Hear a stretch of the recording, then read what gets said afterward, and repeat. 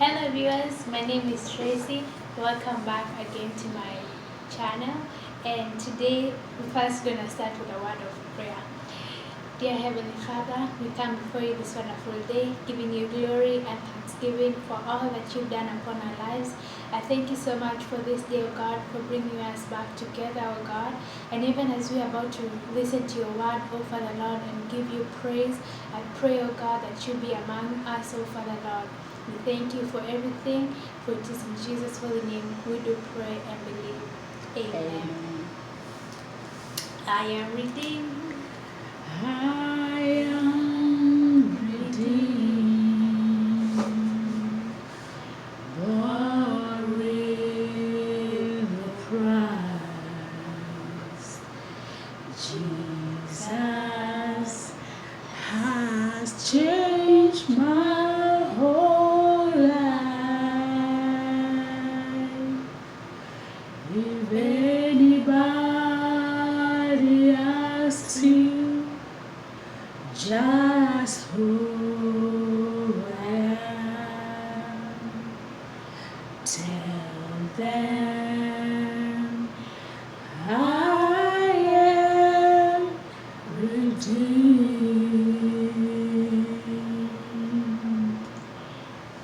Thank you, amen, amen. That was my mom with me.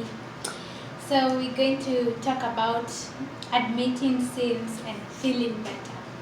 And we're going to read from the book of Psalms, chapter 32, verse 1 through 11. And it says, "Blessed is the person whose lawless acts are forgiven, their sins have been taken away. Blessed is the person whose sin the Lord never counts against them. That person doesn't want to cheat anyone." So here David is telling us that blessed is that person whose sins have been forgiven. Those sins are not counted anymore. And so there are sins that are sins and there are forgiven sins. Amen. Sins that are sins are those sins that you have done but have not yet admitted that you have done them and asked for forgiveness. And then obviously the forgiven sins are sins that you have admitted and have asked for forgiveness from God and even to others that you have wronged. And so here David is basically saying that that person has joy. That person is blessed. When here blessed is the person, it means that person has blessings from God. That person has joy and peace in their heart because their sins are not counted anymore by God, since they are now forgiven sins. And here David says, "When I kept silent about my sin, my body became weaker because I groaned all day long. Day and night you punished me. I became weaker and weaker as I do in the heat of summer." Here David is saying that once when he was silent about his sin, he knew he had sinned. But once when after he sinned and he knew he had sinned, he kept silent from admitting and asking for forgiveness. And he says his body became weaker and weaker. That is what will happen to anybody anywhere in this world when they do a sin and never ask for forgiveness. Their body will become weaker and weaker. And it is this so because first our soul need food every day. They need nourishment from the word of God every day.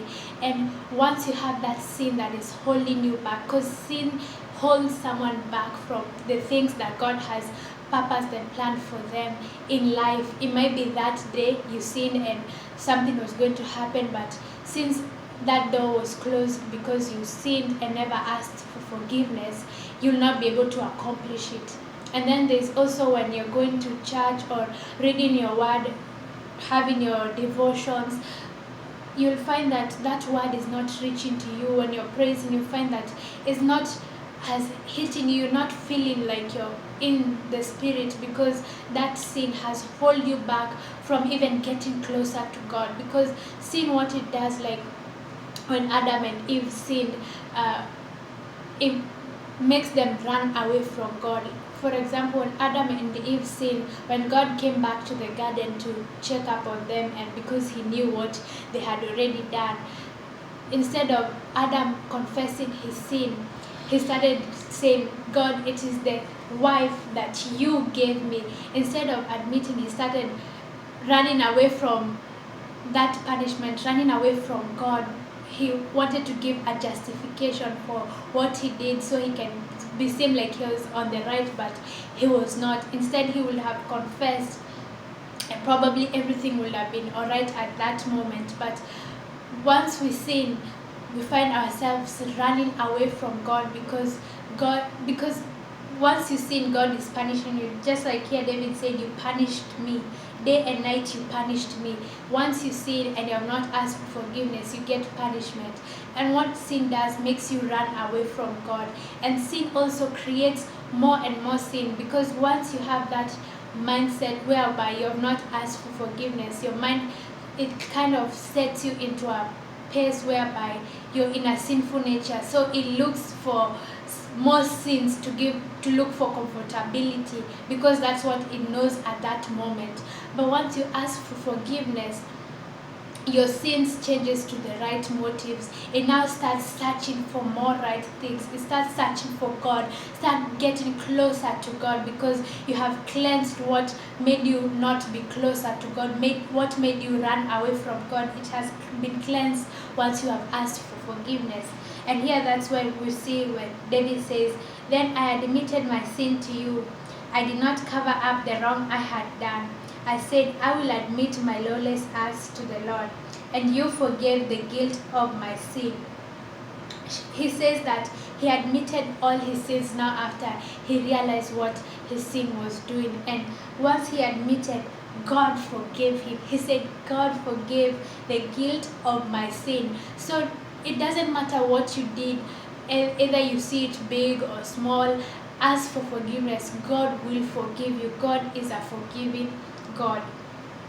And then we go, let everyone who is faithful pray to you while they still look to you. When troubles comes like flood, they certainly won't reach those who are faithful. You are my hiding place. You will keep me safe from trouble. You will surround me with songs sung by those who praise you because you save your people. It says that let those who are faithful still pray to God when they still look to you. What he means here is that those who have cleansed their sins now keep on praising God, because those who have not yet cleansed their God now do not look at God anymore, because sin has captured them in a way that now they run away from God. Instead they turn their backs to God, like they just run away from God. They never look to God anymore. But now he says here, now once you have asked for forgiveness for your sins, it says pray to God, pray to him, and certainly troubles will not reach you, because he's your hiding place. He now becomes your hiding place. Once you have cleansed your mind from those sins and asked for forgiveness, you have been cleansed. God becomes your hiding place, and he keeps you safe from trouble. And then it says, I will guide you and teach you the way you should go. I will give you good advice and watch over you with love. Do not be like a horse or a mule. They can't understand anything. They have to be controlled by bits and bridles. If they aren't, they won't come to you. So here it says that I will guide you and teach you the way you should go. So here, once you're in that sinful nature where you have not yet asked God for forgiveness, you're not able to hear the voice of God anymore. So here, where it says, I guide you and teach you, you won't be able to hear what God says and what God is telling you to do, because God speaks to us every day, even if it's through our word, or even we meet someone through that day and they tell us something and you just feel it, that just came from God, or your parents, or whoever is around you. God can speak to you in so many different ways. But once you're in this sinful nature, you'll almost even want to isolate yourself from others, because you don't want to.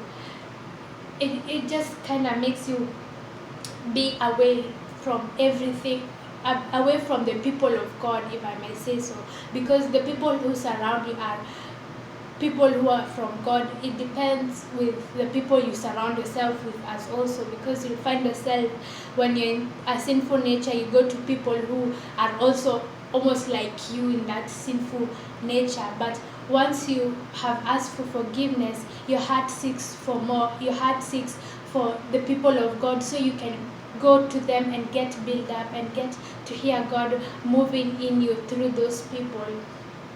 And so he says, sinful people have all kinds of trouble, but the Lord's faithful love is all around those who trust in him. Be glad of what the Lord has done for you. Be joyful, you who do what is right. Sing, all you whose hearts are honest. So it says, sinful people have all kinds of trouble. That's what we say, like, when once you sin and you have not confessed your sin so that you can turn away from the sinful nature, it starts opening up so many sins. We can say, like, for example, when Adam and Eve sinned, it started opening up so many different sins. Once they never even confessed their sins, instead they started making excuses of their sin. So it's not good. Once you have sinned, don't make excuses of your sin. Instead, just say, Lord, forgive me, and I trust in you that you lead me into the right paths. So yeah, that's the word of the Lord. And he says the Lord's faithful love is all around those who trust in him. So trust in him, and God is going to always be there with you. Thank you so much. So we are redeemed. I am redeemed. God with a price. Jesus has washed my sins. If anybody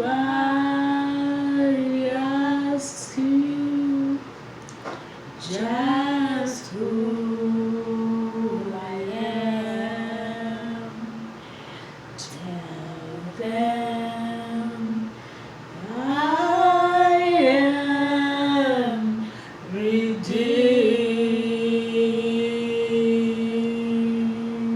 Amen. Start confessing that you are redeemed, because you are redeemed by the precious blood of Jesus Christ. So let us pray for confession and ask for forgiveness to God. Let's pray. Dear Heavenly Father, we come before you this wonderful day, giving you glory and thanksgiving for all that you've done upon our lives. I thank you for your word of today, O God, for enabling us, O God, and reminding us, O God, to admit our sins, O God. And we confess today, O God, the sins, O God, that we have committed, O Father Lord, that you take them away, O God, cleanse them, O God. We admit that we have sinned, O God, and we want to turn away from those sins, O God. Please, Jesus, forgive us, O God. Redeem us, O Lord. Redeem us by your precious blood, O God. We thank you for everything. In the name of Jesus Christ, amen and amen. Amen. May God bless you and see you next time. Thank you. Amen.